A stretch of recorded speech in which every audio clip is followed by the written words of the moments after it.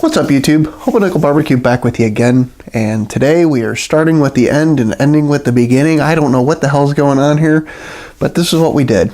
We took our Weber Go Anywhere and we smoked a 2-pound section of a pork butt on it, and this is the final product. We're going to open up all this foil. You can see how much juice there is to it. You can see this amazing color, and we will bring you back with the beginning.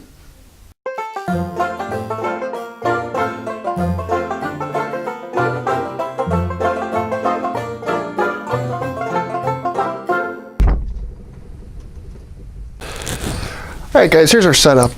We're going to put the section of pork butt right here. We've got the fire brick. It's just a heat sink is all it is. We're going to pour our hot coals, which we got like 10 fired up now, in there, and then we're going to put in some unlit coals.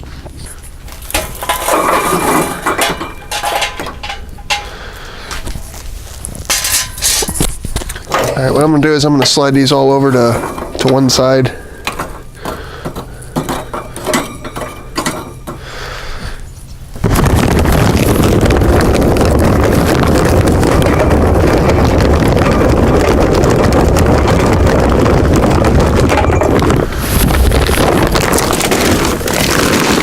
Just plink them in, level it out.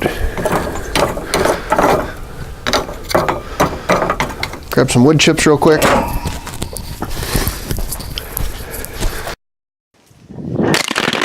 Of course.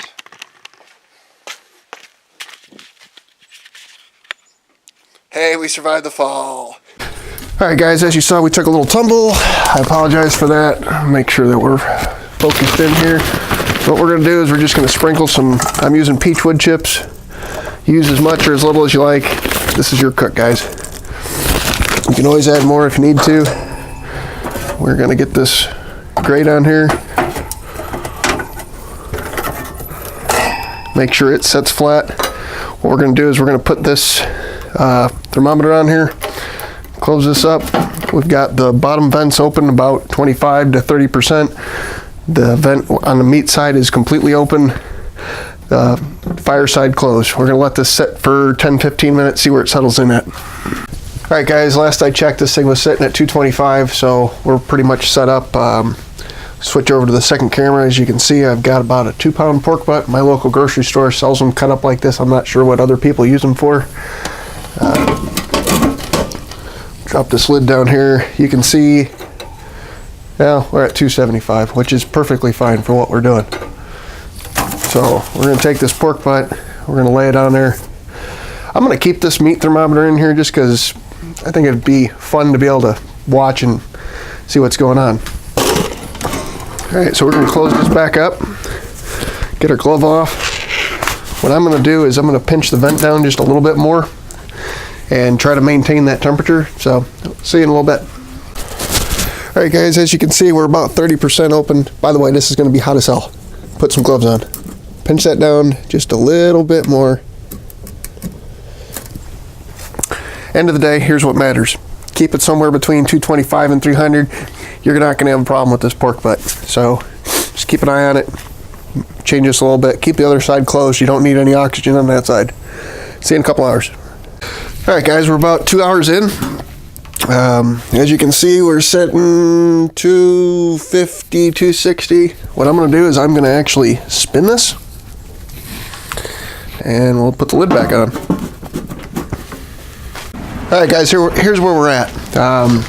We're about 2.5 hours in, and it's getting dark out. I don't know if you can see this color or not, but it's got amazing color. We're going to wrap this up real quick and let it finish out cooking, and we'll be good to go. So all I've got is 2 layers of foil. Get this other glove off.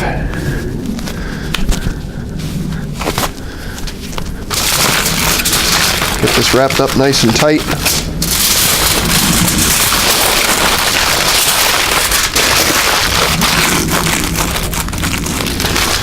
Get this back on here.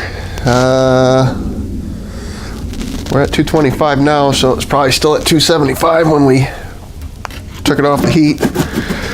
All right, we're gonna cook this till it's probe tender, roughly about 200 degrees, but temp means very little in pork butt. I'm gonna bring you guys back after I get it pulled because it's getting dark out and you're not gonna be able to see much. See you in a little bit.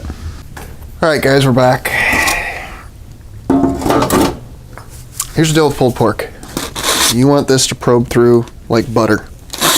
Temperature doesn't matter. You typically want it to be, 195 to 205, but this is probing just the way we want it. So we're gonna put it in a pan down here. We're gonna throw it in the cooler, let it rest for, typically on a big pork butt, I try to do a couple hours, but something small like this, you can probably go a little bit less. I'm no expert by any means. I'm gonna bring in here and try to show you what's left of the coals. As you can see, there's still coals left, and we are roughly, 3-4 hours in. So, I didn't stack them the way that I typically do and get everything fitted in perfectly because I knew we weren't going to need that amount of time. So this Weber Go Anywhere, you can cook anything on it that you would cook on a normal smoker. You just have to look at the size and kind of roll with it, I think to date, we've got pulled pork here, Boston butt. We've done beef ribs. Pretty sure I did chicken, can't remember, but this thing here ain't no joke. You just have to think about how you're going to cook on it. All right, guys, so here we are, about an hour rested. We're just going to pop this bone right out. You can see how easily this bone pops out. I will pull all this here in a minute, but I'll let you guys see this. What a smoke ring. Oh my God. I don't know if I can get that in there close enough. That is amazing. Alright guys, don't let anybody tell you that the Weber Go Anywhere can't do anything for you, because it can. Thanks for tuning in. If you like the video, give me a thumbs up. Subscribe, hit the bell, don't hit the bell. You guys know the deal. Bye.